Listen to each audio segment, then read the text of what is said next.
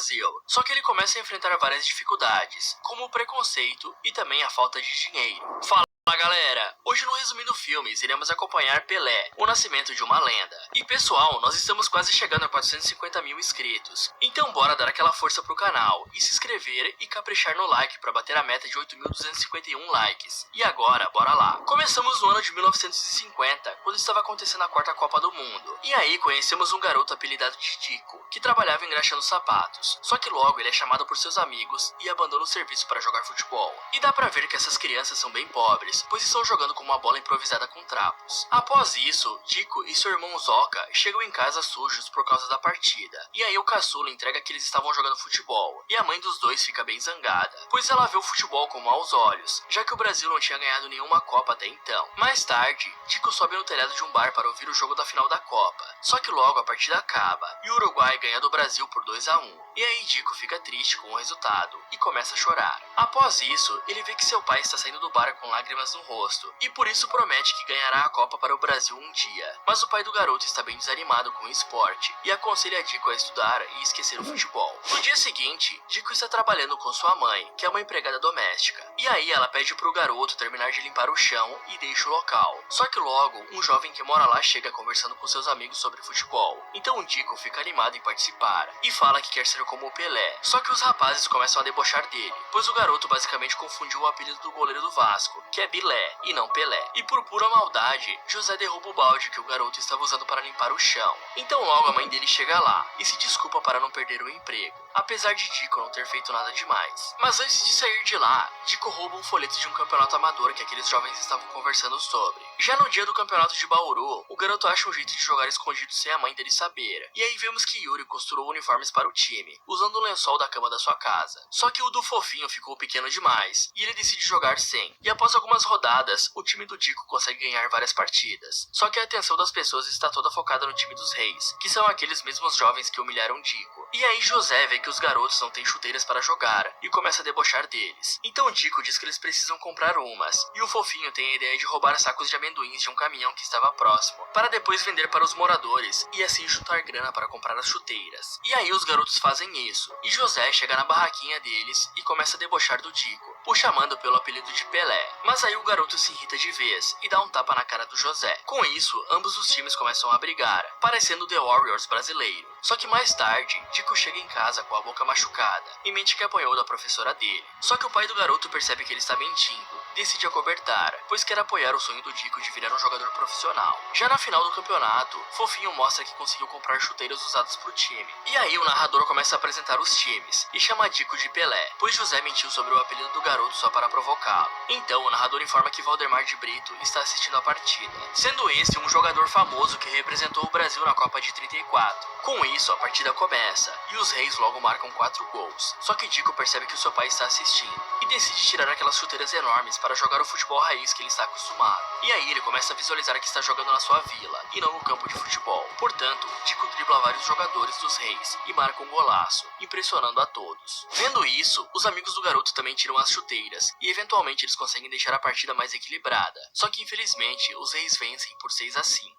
Mas o lado bom é que o pessoal da plateia começa a aplaudir e a chamar pelo nome de Pelé. E aí o Valdemar de Brito entrega um cartão pro pai do garoto. Mas Pelé acaba não vendo isso, pois logo os caras que foram roubados chegam no campo e começam a perseguir os garotos, que correm para a floresta e acabam se separando. Só que Thiago acaba caindo e torcendo o tornozelo, e por isso ele e Pelé ficam para trás e se escondem em um buraco. Porém, a chuva começa a se intensificar e causa um deslizamento de terra no local. E aí Thiago fica preso no buraco por conta do tornozelo machucado. Então os caras que foram roubados escutam os gritos de Pelé e correm para desenterrar Thiago. Mas infelizmente já era tarde demais. Após isso, o garoto conta tudo para sua mãe e começa a se culpar pela morte do Thiago, pois ele que deu a ideia de comprar as chuteiras, e por isso acabaram se envolvendo com um roubo. Com isso, os pais do garoto decidem guardar aquele cartão que Valdemar de Brito deu para eles. E aí Pelé desiste de jogar futebol e começa a ir trabalhar com seu pai, fazendo faxinas em um hospital. Só que com o passar dos dias, o cara percebe que Pelé está bem triste e começa a incentivá-lo a jogar novamente, usando uma manga como bola para fazer embaixadinhas. E aí Pelé acaba recobrando aquele amor que tinha pelo futebol, que foi apagado pela morte do seu amigo. Com isso, alguns anos se passam, e vemos que Pelé não parou de treinar desde então. Ele até ganhou uma nova irmãzinha chamada Maria. Só que Celeste acaba vendo a felicidade do seu filho ao usar aquelas mangas como bola de futebol, e por isso ela muda de ideia e liga para o Valdemar de Brito, que sempre quis recrutar o jovem. Então, o ex-jogador chega na casa da família e chama Pelé para fazer um teste para o time juvenil do Santos. E aí, o jovem de apenas 15 anos fica inseguro sobre se separar da sua família. Mas ele acaba aceitando, pois quer dar uma vida melhor para os seus pais e irmãos. Já no Santos, Pelé está fazendo o teste e o técnico lhe xinga e diz que ele está fazendo macaquices com a bola, sendo bem preconceituoso com o jovem. No entanto, logo os resultados saem e Pelé acaba entrando. E aí eu acredito que o Valdemar tenha dado uma mãozinha para ajudá-lo. Só que com o passar do tempo, o jovem acaba desempenhando mal, pois ele era bem pobre e por isso não estava acostumado a jogar futebol profissional, que envolve chuteiras, um gramado enorme e uma bola que não é feita de trapo. Por isso, o jovem tenta desistir e sai escondido do dormitório durante a noite. Mas Valdemar estava trabalhando até tarde e viu isso. Então ele segue Pelé até a estação de trem e pergunta o que aconteceu. E aí o jovem diz que o técnico não gosta dele, explicando que o cara chamou o estilo dele de animalesco, só por causa dos chapéus e outras manobras que o Pelé faz com a bola. Com isso, Valdemar conta que os escravizados do século XVI inventaram a capoeira para conseguirem se defender dos portugueses. Só que alguns anos depois, a escravidão foi abolida do Brasil, e por isso esses negros e africanos começaram a usar o gingado da capoeira no futebol, para fazer essas manobras legais com a bola. E agora, sabendo disso, Pelé fica orgulhoso dos seus antepassados e decide continuar jogando no Santos. E após alguns dias, Santos e Cubatão estão se enfrentando em uma partida. Só que o time de Pelé está levando uma goleada.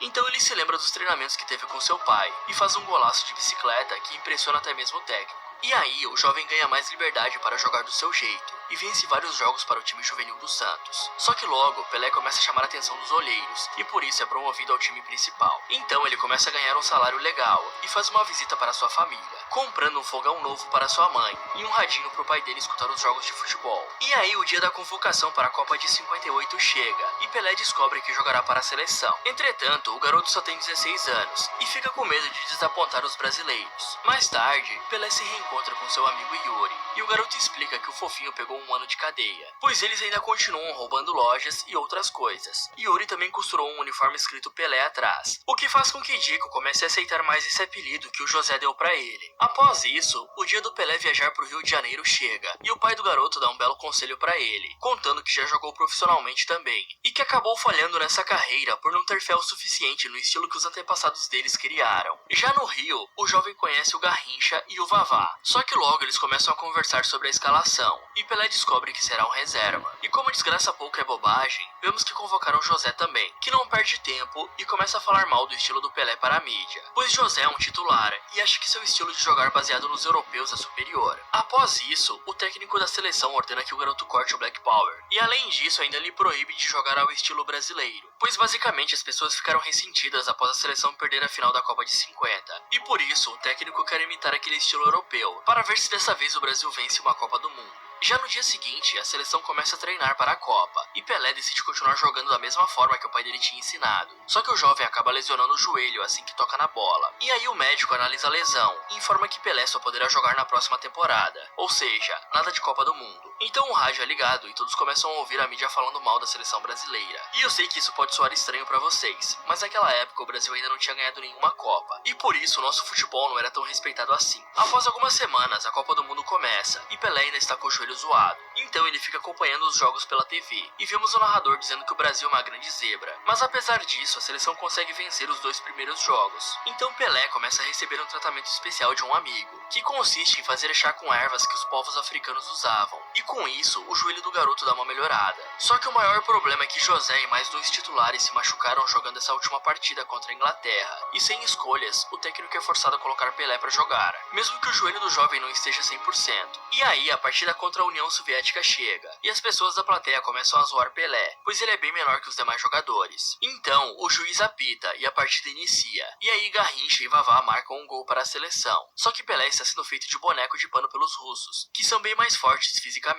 Mas no fim a seleção consegue vencer, e em seguida enfrenta a França nas semifinais. Só que nós acabamos tomando um gol no primeiro tempo, e por isso Pelé espera o intervalo para dizer que José deve jogar no lugar dele. Mas José desabafa e fala que sempre quis jogar como os europeus, europeus, mas explica que mudou de ideia após ver Pelé jogando, pois percebeu que o estilo brasileiro é único e que não adianta tentar mudar, já que isso é parte de quem nós somos. E aí o segundo tempo começa, e o jovem segue o conselho de José, matando a bola no peito e driblando 3 franceses simultaneamente para fazer um golaço de voleio. E após alguns minutos, Pelé marca mais 2 gols, e o Brasil se classifica para a final. Então, o time fica se preparando durante vários dias para enfrentar a Suécia. E aí o dia da coletiva de imprensa chega, e o treinador sueco começa a esculachar os jogadores brasileiros, falando que o Garrincha nasceu com uma perna maior que a outra, sendo que nessa época tiravam o Brasil para nada.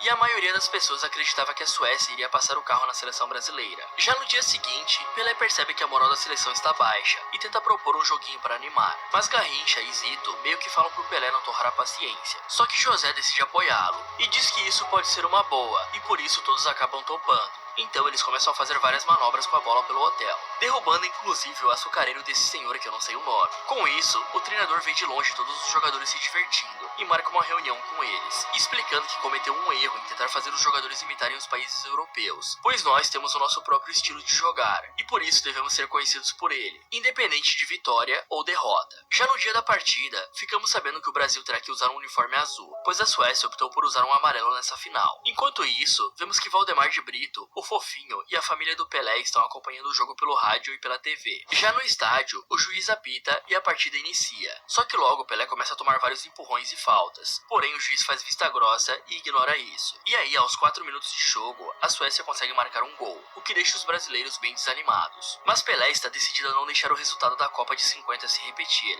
e por isso ele acaba com a defesa da Suécia, e assim consegue marcar o primeiro gol para o Brasil. E após alguns minutos, Garrincha consegue entrar na área da Suécia e passa para Vavá, que marca um gol com um carrinho. Com isso, os comentaristas começam a exaltar a maneira dos brasileiros jogarem, e logo em seguida, Pelé marca mais um gol, e Zagallo marca outro, deixando a seleção com uma grande vantagem no placar. Enquanto isso, a mãe do Pelé dá o braço a torcer e decide ir ao bar para acompanhar o restante do jogo, pois como sabemos, ela não curtiu o esporte. De volta ao campo, Didi passa para Pelé, que marca um gol de cabeça e vence a Copa para o Brasil, com um placar de 5-2. E por fim, a seleção e o povo brasileiro começam a comemorar bastante, e o filme acaba com imagens reais da Copa. E de fundo, o Pelé verdadeiro conta a sensação que sentiu nesse dia, explicando que tinha se passado pouco mais de um ano desde que saiu de casa, mas que para ele isso aconteceu num piscar de olhos. Fala galera, quem você acha que vai vencer essa Copa? E qual o seu palpite pro placar final? Me contem nos comentários.